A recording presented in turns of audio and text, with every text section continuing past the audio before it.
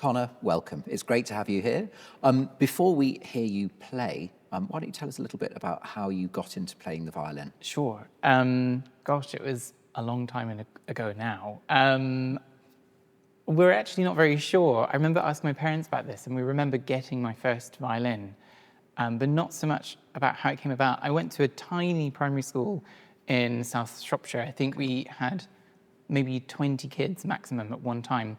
I do remember a violin teacher coming in, playing to us all, and I knew I was going to have lessons, but I'm not sure where it came from, actually. I have no musicians in my family whatsoever. Okay. So, yeah, farming family, but grew up in a lovely musical part of the world, lots of folk, and it just sort of went from there. And I do remember my first violin sort of coming in the summertime, and us being farmers who didn't have lots of money. I think it was about 30 quid back then, which is also a lot of money, but still, inflation.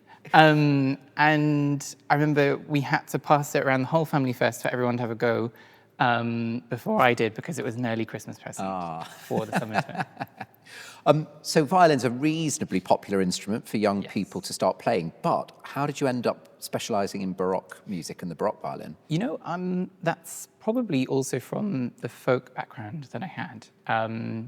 Just really good tunes. Yeah. And the violin teacher I had in my high school, Sarah Fairbanks, was wonderful at introducing Baroque music. So a lot of Bach, some Vivaldi concertos, which is really fun. And somehow, I think even at that point, I wasn't sure of the term Baroque, but the term classical music. Yeah. And that sort of repertoire I kept bringing back to Sarah, and just fell in love with it, really love it. And I think I fell in love with it for a second time in my first year of uni, studying with Rachel Podger. And a dear friend of mine, Claire Edwards, played some music by Uccellini, a contemporary of Matteo's, who I'm going to play in a little bit, of this really wild music from something called the Stilus Fantasticus, the fantastic style of the 17th century, which is perhaps quite closely related to jazz now. It's all meant to feel very improvised and very free, especially after the Renaissance period, before we come into 18th century Baroque, which has a lot more formula in it. It's a whole world unto itself, this area of the repertoire.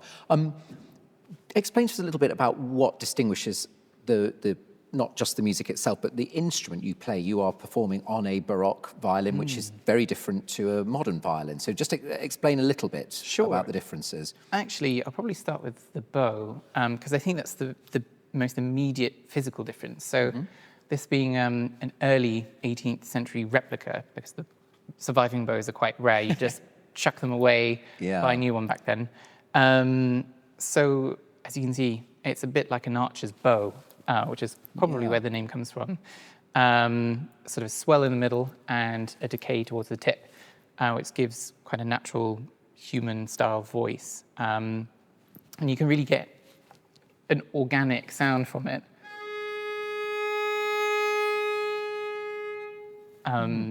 Which I really enjoy. That grow in the middle and the decay at the end. Absolutely, which I guess we call messa da voce, which we find in a lot of singing as well. So there's that, but there's millions of different styles of Baroque bows from different countries. This is my sort of go-to in the middle working bow. And the Baroque violin, this one actually being a Baroque violin from about 1650 in Italy.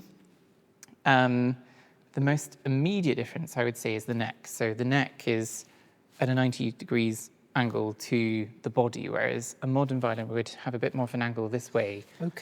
Which gives more tension and perhaps more volume and suits steel strings a bit more. And we also have a slightly flatter bridge, perhaps a flatter curve in the fingerboard, just to help with chords as well.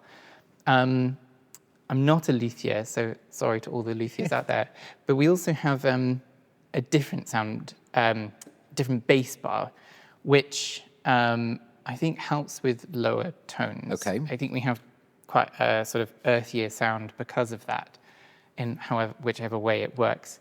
I know that they were changed sort of throughout the 19th century. Just for a brighter sound. Also, we tend to work in lower pitches compared to modern instrumentalists. So the modern pitch for an A is around 440 hertz today, whereas for most Baroque performances for E's is around 415 hertz, which is about a semitone lower than what we're used to.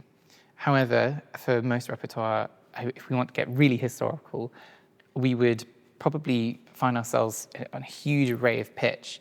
Venetian and Dutch pitch was really high, higher than modern, and French pitch was about 392, which is even lower than modern pitch, again, and lower than usual Baroque pitch today. So yeah, it's quite fun to explore. But these instruments with the gut strings as well, you can see I've got one covered string, which is the lowest string, which has a gut core, the silver wound, which is, you know, from probably the later end of the 18th century going forward. A gut D string with a copper wire through it just to add a bit more weight. And the top two are just pure gut strings and varnished just to help stop any snapping happening. Right. I mean, I find it extraordinary that these instruments are ancient and, you know, you're holding something that's hundreds of years old and it's organic material. Is there anything that you need to do to maintain the instrument? Well, that's I could Anything be you should be doing. Exactly. I could clean it a little bit more. Okay. I do remember actually going back to my primary school days, if you didn't have rosin all over your violin, you weren't practicing enough, so it looked cool. But actually, we really should be looking after them a bit more. Yeah, true. It's good to get a health check on them every now and then, maybe once a year, ideally. Okay. You can see that there's many, many repairs on this particular instrument. Done very well, I might add, but I mean, an instrument that's hundreds of years old has gone through a lot. And also lots of changes. So this would have been a modern violin at one point, and has been re-baroqued. Okay. And everything else in between too. So yeah, I think it's always good to get a health check on your instrument every now and then. But it's looking in very good condition from here. Let's hear you play it. What are we going to hear first? Well, I'm going to start with a solo piece by Nicola Matteus, who was an Italian composer who came over to London quite early on in his career. He has a beautiful set of 4 books, airs for the violin, and this is one of the solo movements for the instrument. Great.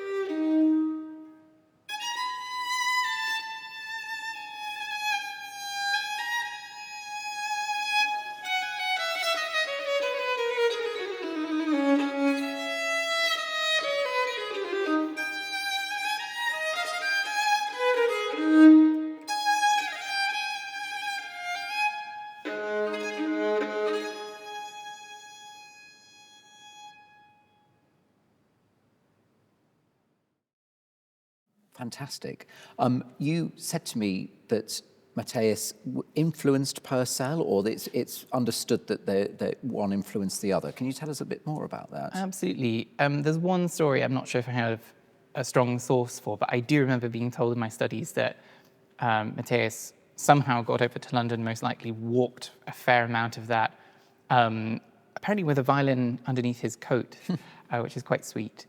But he was encouraged to go to London, and his writing is, as you heard, is quite wild and quite free, and really influenced the London scene of composing styles, and would have certainly influenced per cell, especially the blue notes and Yeah. dance movements, and not quite knowing where you're going to go. Yeah, that's one of the things that strikes me is this slightly kind of, we use the term wild, but there is this slightly wild element. And I think a lot of us, probably myself included, have this idea that a lot of Baroque music is quite sort of buttoned up and a bit sort of rigid, but actually you hear music like this and you realise that, you know, they had a sense of humour, there was still the sort of wildness, improvisatory nature that lots of us assume was only a much more recent thing. Oh, for sure. And that keeps going throughout, the end of the 17th century and throughout the entire 18th century, even when we get to the later period of Rococo music and composers like Haydn, there's something recognizable there, and humor is a very important part of it all. And I do think we lost a bit of that in the 19th century. But it's just one element of many elements that we get within performance art. And I think Matthias captures all of that. Yeah, and I'm very grateful to have heard more Matthias. He's not a composer that I was hugely familiar with.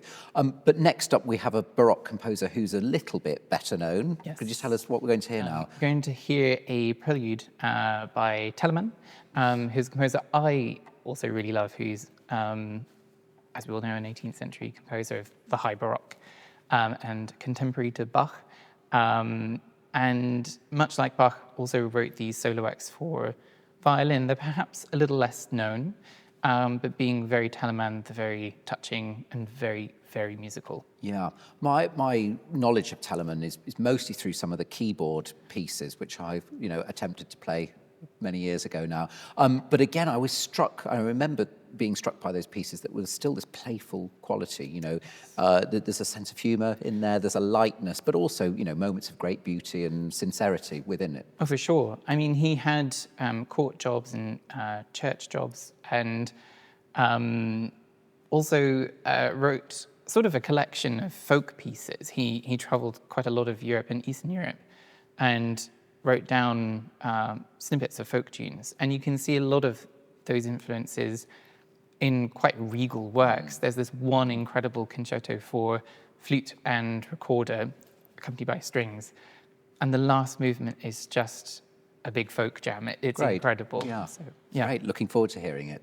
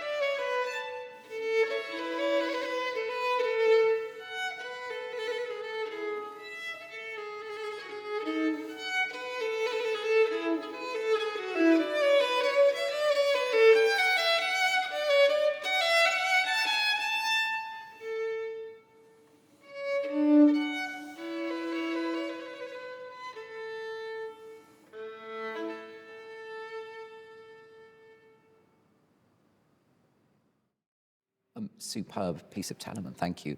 We're going to hear now something a bit left field. And, you know, we've talked all about these ancient instruments, we've heard all this ancient music, but you are going to take your very old instrument into the modern day. Tell us what we're about to hear. Sure. I'm just going to offer an improvisation, and I'm sure organically I'll include elements of both 17th and 18th century playing and a bit of folk, obviously. But I'm quite an advocate for these instruments still existing. They're not museum pieces. Yeah. It's still here working as an instrument. It's just a different sound world, which I love.